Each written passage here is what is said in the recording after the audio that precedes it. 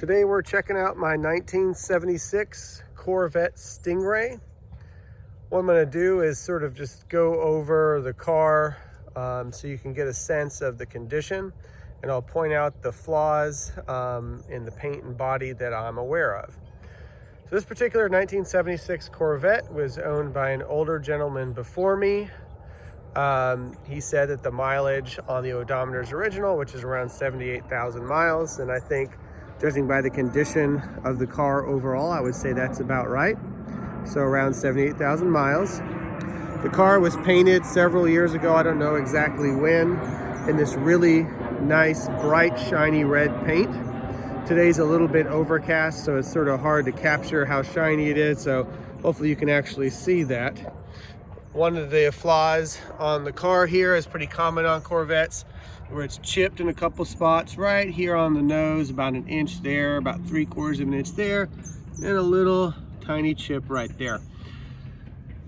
So I've noticed that in a lot of these Stingrays. Overall, the paint is extremely shiny and presents very well. From 5 feet away, it almost looks like a brand new Corvette to me. The paint job was really well done when it was executed. I would call it nice driver quality. Today there are some flaws visible in the paint, when you get really close. So it's definitely not a perfect show car, but certainly a very presentable cruise-in car or just local drive-around car that anybody would be proud to drive around. Has like new tires on it all the way around, these Eagle GT2 Goodyears with excellent tread, and then these Chevy rally wheels, which are almost like new as well. They're really nice.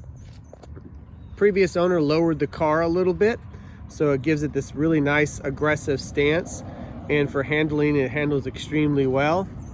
On sharp right turns, the back tires do rub a little bit when you're turning, and I think that's because he lowered it a little bit too much, or maybe put slightly too large of tires on there. But you can see, looking at how these wheels fill the wheel well, that there's not a lot of room. So I don't know if the car just needs to be raised a little bit, or maybe a slightly lower tire, I don't know. He drove it around like that for a little while, and I have been too, with no issues, but you can definitely tell on sharp right-hand turns that it rubs a little. Give you a look down the side of the car here as the sun kind of comes out. Of course, Corvettes are all fiberglass bodies. This guy here has the painted T-tops, which I actually prefer. I love the way that those look. There's a couple little scratches on the windshield. I don't know if that'll buff out or not, but you can kind of see that right there. That may buff out. I haven't tried to. All the chrome looks really nice on the car, as you can see, except for my fingerprints right there. Chrome looks really nice. There's a little tiny crack right there in the paint. There's a couple of little flaws like that, I'm sure, here and there on the car. So again, not a perfect Corvette, but a really nice, presentable paint job. Very, very shiny. When you get up close, you can see a couple little flaws in the paint, some little tiny bumps in the paint, but again, just overall really nice. There's a couple little cracks right here in the paint. You can see those.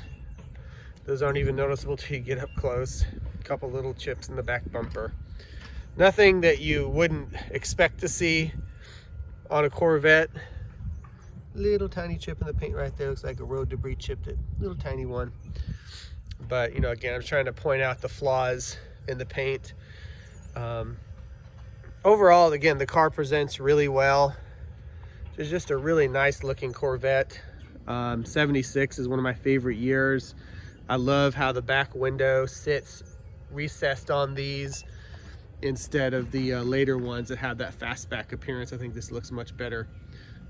This particular style looks more vintage. So again, another look at the tire right there. Plenty of clearance. So again, it just really only sort of does it on very sharp turns, and I don't think it'll take much to resolve that. There's some little dings in the hood that you can see when the sun hits it just right. It's fiberglass, so it's not perfect like steel, but a couple of little bumps in the front you can see right there. in the paint. Little tiny chip right there, driving it, you know, that kind of thing. So again, get a look at the front of it. Let's have a look inside. When the paint was redone, I think they redid the interior around the same time. There we go. The black interior, door panels look almost like new, seats look almost like new. The plastic headliner looks great. Nice steering wheel. I was told the engine was rebuilt to be more like an L48. So it has the L48 sticker, but it's not a factory L48 car. Door panel. Nice seat cover, no issues at all. And then a really nice dash, no cracks.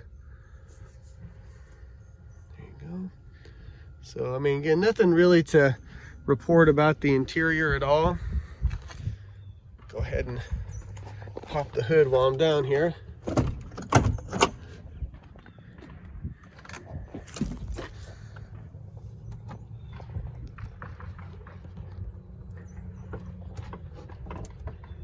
Okay, so there's your engine, super clean.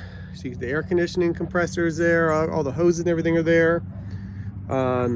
It's a really nice looking Chevy V8 engine. There's the engine. Let's come around and look at the other side. Engine. Okay. I noticed that the button for the courtesy light switch is missing, so you need to get a new courtesy light button for right there. Okay, but doors closed really nice and solid with no issues at all. Okay, so let's do a startup of the car so you can hear it running.